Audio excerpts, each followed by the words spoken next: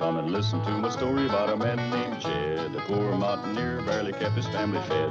And then one day he was shooting at some food, and up through the ground come a bubbling crude oil, that is, black gold, Texas tea. Well, the first thing you know, old Jed's a millionaire. The kinfolk said, Jed, move away from there. Said, California is the place you ought to be. So they loaded up the truck and they moved to Beverly Hills, that is, swimming pools, movie stars. The Beverly Hillbillies.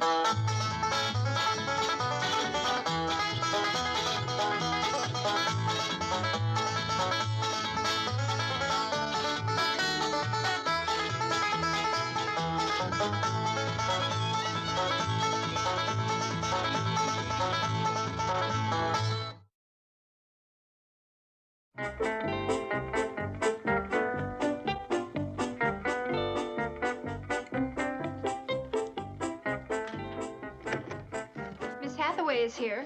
About time. You sent for me, Chief? Well, I did. Where have you been? It's my day off. Day off? I don't give days off to... What is that? This happens to be the official uniform of the Biddle Bird Watchers, Beverly Hills Nest, of which I am flockmaster. Well, fly home and change. You're taking me up to the Clampets to get these income tax returns signed.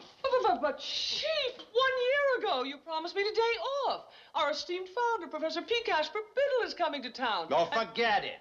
I need you at the Clampets in case he asks me tax questions I can't answer. But, Chief, the professor is leading us to the nesting place of the yellow-bellied sapsucker. Not until I lead you to the nesting place of the stubble-cheeked taxpayer. Now, come on. We'll stop by your place and you can change clothes. I am sorry, Chief.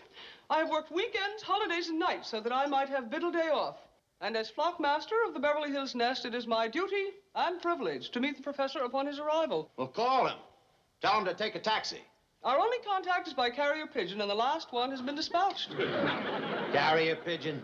Yes, the professor is hiking in from the Tehachapis. I'm to meet him at the foot of the Big Saugus Wash in exactly 22 minutes. All right, we'll pick him up on the way to the Clampets. But Chief, our bird-watching expedition. You'll be out of there in plenty of time to look for your freckle-faced woodpecker or whatever it is. Yellow-bellied sapsucker. All right, all right. Come on, pal. You get the first taste. So you made some donuts, huh? Yes, sir. All by myself. There they is. Now, that's what you call a real man-sized donut. Made especially for you and Jethro. Yeah, ain't that dandy? Why don't you go find Jethro so he can enjoy these with me? Well, all right.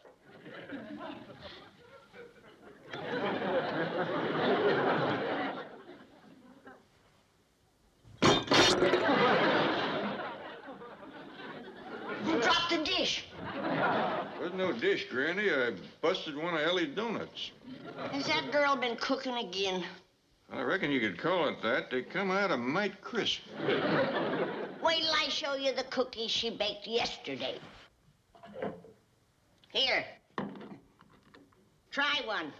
Okay. No. Don't put it in your mouth. Why not? No telling what she's got in them things. Well, what's wrong with them? Here, I'll show you. Hold on to that.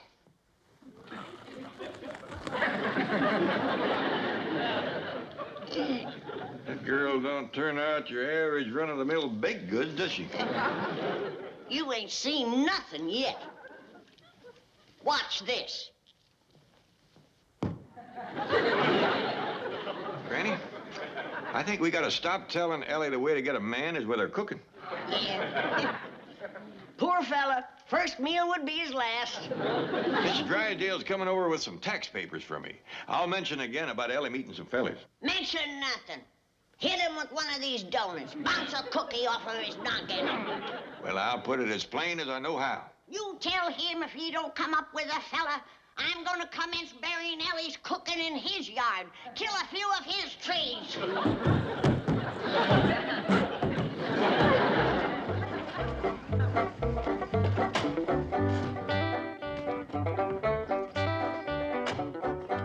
Hold it. Don't knock. I distinctly heard the call of a hermit warbler. How exciting. Perhaps the Clampets will know if there's one nested hereabout. You wait here. If there are any questions, I'll sneak out and see you. But Professor Biddle would like to meet Mr. Clampett. Yes, I'm trying to raise money to aid in the preservation of the California condor. The professor is the only human being who has ever managed to live in prolonged and intimate contact with that rare and remarkable bird. I've actually occupied a condor's nest. As these photographs will prove. I took these with a tripwire. Of course, the condor's nest is just a rocky ledge or sheltered spot high among the rocks. As you know, Chief, the California condor is probably one of the largest of all flying birds. But they need help if we're to keep them from disappearing. There are only about 40 left. A donation from Mr. Clampett would be... Forget it. Wait in the car, both of you. Preferably in the trunk. Well, Mr. Drydale, come in. Thank you, Mr. Clampett.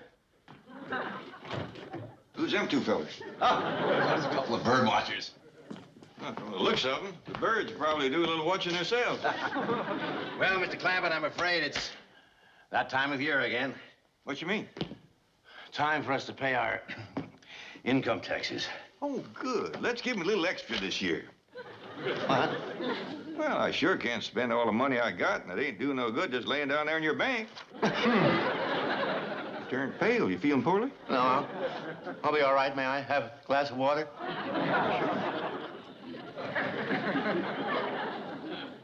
Well, howdy there. Ellie Mae, hello. Miss Jane, I didn't know you right off. Ellie Mae, I should like you to meet the famous ornithologist and founder of Biddle's Bird Watchers, Professor P. Casper Biddle. Ellie Mae Clampett. How do you do, Miss Clampett? Well, howdy. What y'all looking for? Birds. Well, shucks, you don't need them things. I'll just whistle you one down so she can see it up close. A wild bird? Well, what would you like? A blue jay, a robin, a owl, a dove? She does have an amazing rapport with wild creatures. Well, yonder's Henry. Come on down, Henry. Come on now. Remarkable. She has tamed a Cyanoceta stellari. Well, this is a blue jay. Same thing, Ellie. He's a member of the Corvidae family. No, ma'am, he's a Clampett. See you later, Henry. Flockmaster Hathaway, why isn't this girl a Biddle bird watcher? A definite oversight on my part, Commander Biddle. Ellie Mae would make a splendid addition to our Beverly Hills nest. Would you like that, Ellie? I reckon so. Well, I suggest we induct her right now and get her uniformed in time for today's expedition. Good thinking. Raise your right hand and repeat after me. Hello there, Granny. Hello. Well, Jed, did you put it to him about the fella? What fella, Granny? The fella Ellie ain't got. Well, Mrs. Drysdale wasn't feeling good. I thought I'd wait a bit. Ellie's been waiting 4 years. If you can't come up with a new one, bring back one of the old ones. Like that big, handsome movie star, Dash Riprock. Yeah, what happened there? Ellie liked him a heap. And he liked Ellie. Well, then why don't he come around no more? Get after him, twist his arm a bit. I'll do just that. Well, now, hold on. I wouldn't want you pushing Mr. Riprock at Ellie. Wow, Granny, look at the fella I just met. Hello, I am P. Casper Biddle. Howdy. Howdy. We's going bird watching in Griffith Park. Yes, we're going to look for the nesting place of the yellow-bellied sapsucker. I reckon it wouldn't hurt to push Mr. Riprock a little.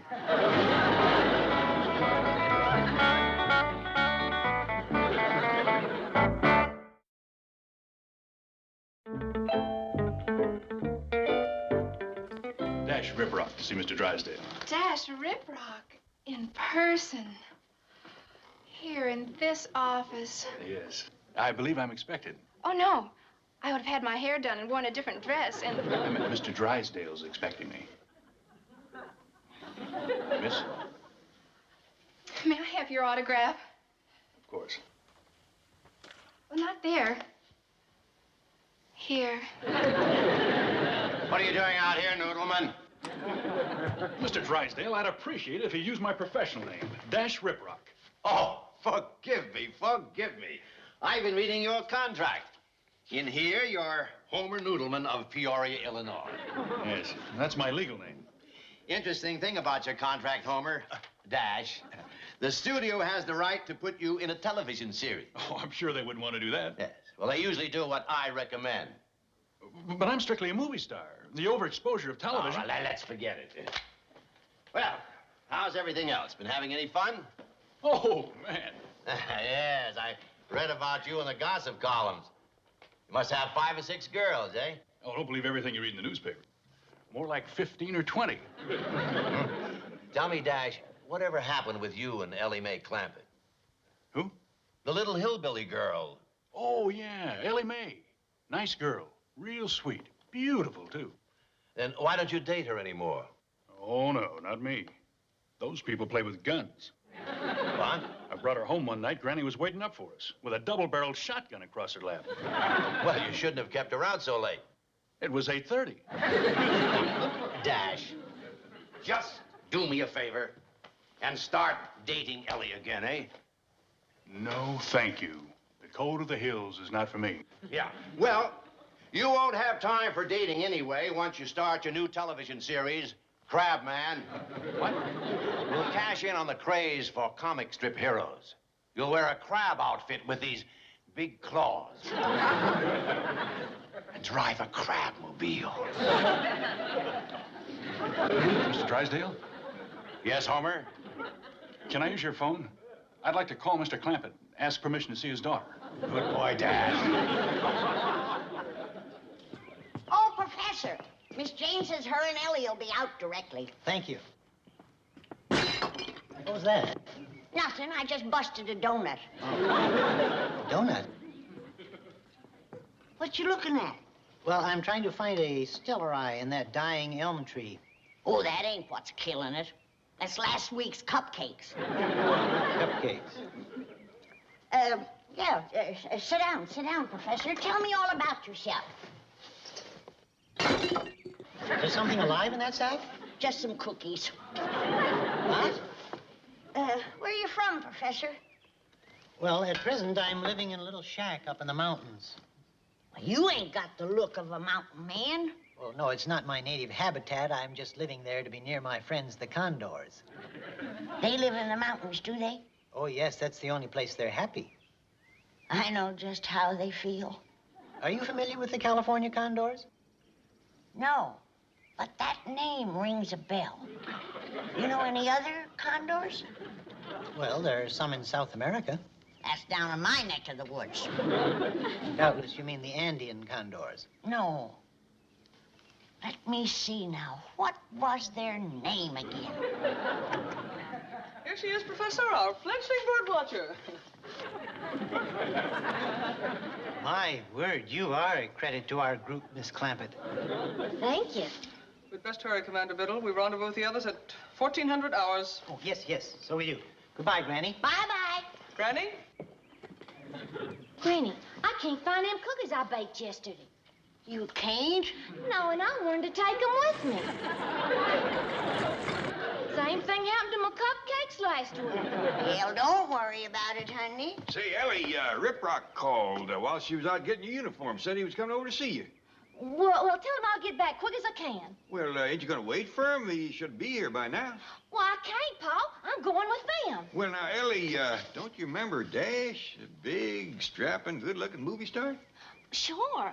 Tell him I'll get back just as soon as we done bird watching. Well, say, you might as well take along my bird call that I whittled. It's upstairs in my room someplace. Okay. Be back in a minute.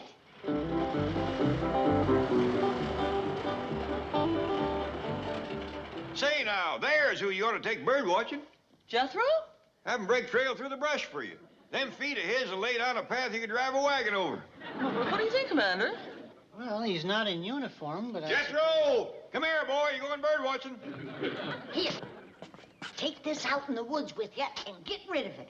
But don't let Ellie see what's in it. Huh? Come on, boy. They're waiting for you. Uncle Jed, what's going on here? He's going out looking for birds. Hot dog. Oh, what kind? Quail, duck, pheasant, turkey? Ask them.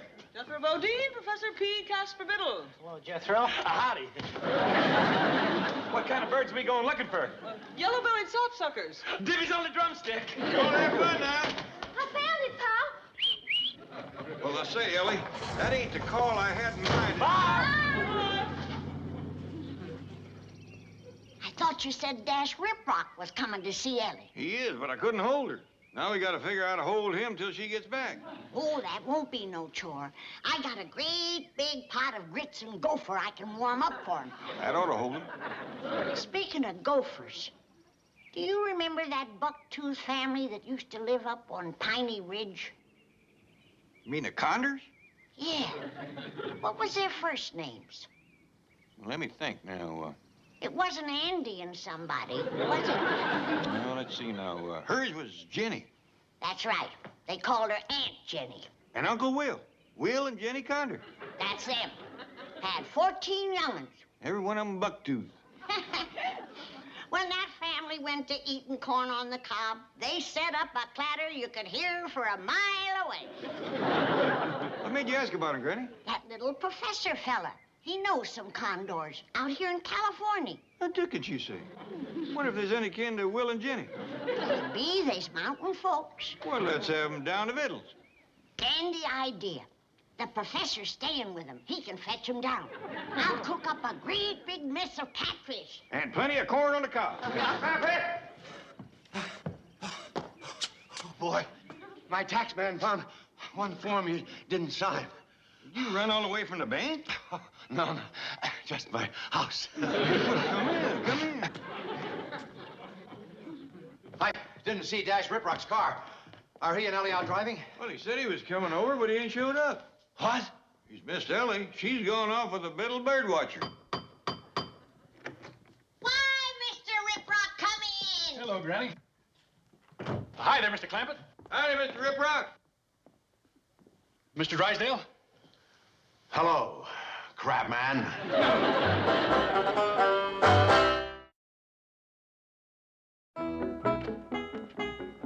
Mr. Drysdale, wait. Let me explain. I got here as soon as I could. It wasn't soon enough, Homer. I wanted to clear the whole afternoon and evening for Ellie Mae. That was 6 dates I had to break. Okay, you've got one more chance. But make good, or you'll be combing seaweed out of your hair. With a claw. You ain't leaving, are you, Mr. Riprock? Ellie will be back. And I'll be waiting for her. I'll sit right here so I don't miss her. Oh, no, you don't have to do that. Come on inside and be comfortable. I'll give you some victuals. Do you like grits? Well, like anything you cook, Granny. Wait till you see what I've cooked with 'em. I sure hope that professor don't keep Ellie away too long. Oh, say, speaking of that little oddball, did he ask you for money to help the Condors? No, he spoke to Granny about him, but he didn't ask for money. Good. But if the Condors need help, I'll give him all the money he wants. Please, Mr. Clamp. Turning pale again. Look, don't give the professor any money, at least until I've looked into the tax aspects. It may not be deductible. Well, what difference does that make? Now, please, just wait until I've checked into it. Meantime, the state of California is doing what it can to help the Condors. So you relax, and I'll get back to you. I sure hope they ain't related to Will and Jenny. Be a blow to find out their kin was taking charity from the state.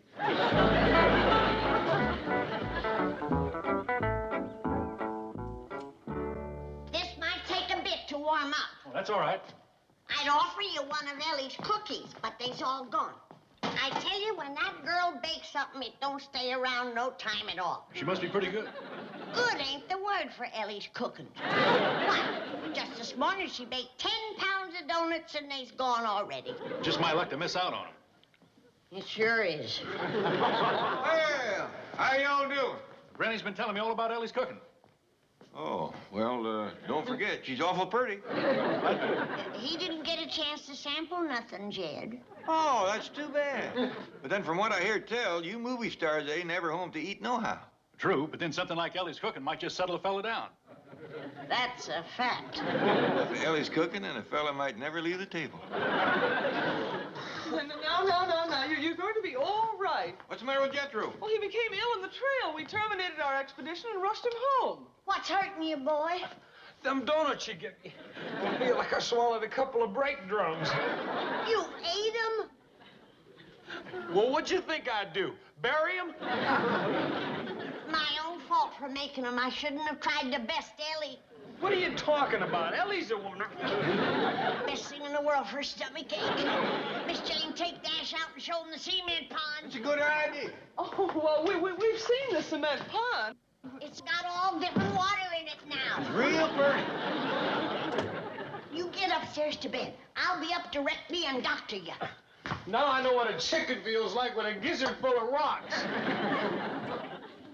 Granny, glad to get you alone for a minute. You know them condors we was wanting to have down to Vittles? Yeah? Well, it turns out they is real hard up. No. According to Mr. Drysdale, they is on relief. Well, let's give him a sack full of money. Granny, they is mountain folks. They wouldn't take money from strangers. True. We gotta figure a way to help them so they can keep their pride. The little professor fella is a friend of theirs. Why don't you talk to him whilst I remedy Jethro? Good idea. You're absolutely amazing, Ellie Mae. You've even tamed a Corvus brachyrhynchus. For a bird watcher, you sure don't know much about critters. This here's a crow. Oh, Ellie Mae, I've never met anyone like you. Well, I never met anybody like you neither. May I give your feathered friend some food? Well, sure. I always carry a supply in my crumb case. You tote that around just for the birds? Well, no, actually, these larger pieces are my lunch. But I'm happy to share them with your friend. Well, he's your friend, too. I hope we're going to be good friends, Ellie. We already are. Well, you're one of the nicest, kindest... Ellie Mae, you're back. Well, howdy, Dash. This here's Professor Biddle. Hi. Gee, it's good to see you. Thank you. Dash, this is the famous Professor Biddle I've been telling you about. Swell. Come on, Ellie, let's go for a walk. Now, here, just a moment. Sir? Professor, you're just a fellow I've been looking for. But Sit down. I want to talk to you about helping them condors. Oh, that would be wonderful. Indeed, it would, Mr. Clancy. You too, Miss Jane. Sit down. Thank you. Granny tells me you've been staying with them up there in the mountains. Yes, I have. What kind of place they got? Well, they live mostly in caves and on rock ledges. Tell. How many of them is there up there? Well, I've only counted 12 myself, but there's supposed to be about 40 of them altogether. You got Will and Jenny backed off. I bet you when that California bunch goes to eating corn on a cob, you can't hear yourself think. Mr. Clampett, condors do not eat corn. The ones back home do. Back home? Oh, you're probably thinking of wild turkeys. Oh, there's corn on a cob made the noise. Perhaps I can clear up the confusion. Commander, where are those pictures of you and the condors? In my map case inside. Excuse me. Say, Professor, I got a kind of a notion.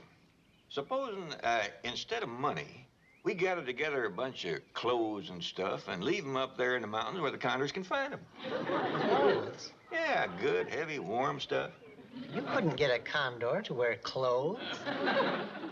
You mean to tell me there's 40 of them running around up there buck-tooth naked? Mr. Clampett, do you know what a condor looks like? I don't care how pretty they are. They ought to wear something. Oh, Mr. Clampett, I am so thrilled that you're going to help the commander in his fight to save the condors. For years now, they have been driven farther and farther back into the mountains, shot at, harassed, poisoned. I don't wonder, the way they carry on. Oh, great. Let me show you a picture of the condors. No, thank you.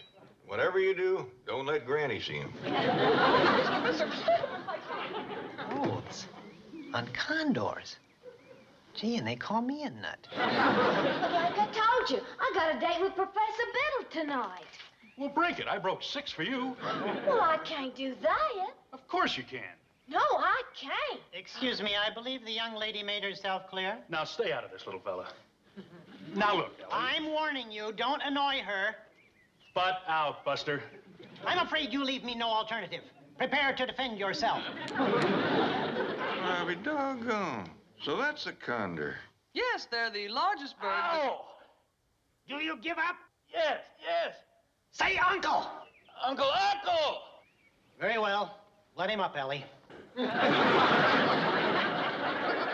hard feelings, Dash. See you tomorrow night. Okay. But don't be surprised if I pick you up in a crabmobile.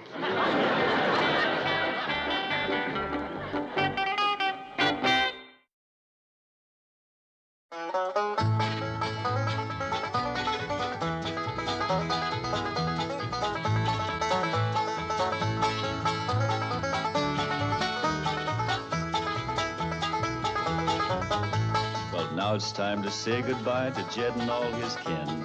They would like to thank you folks for kindly dropping in.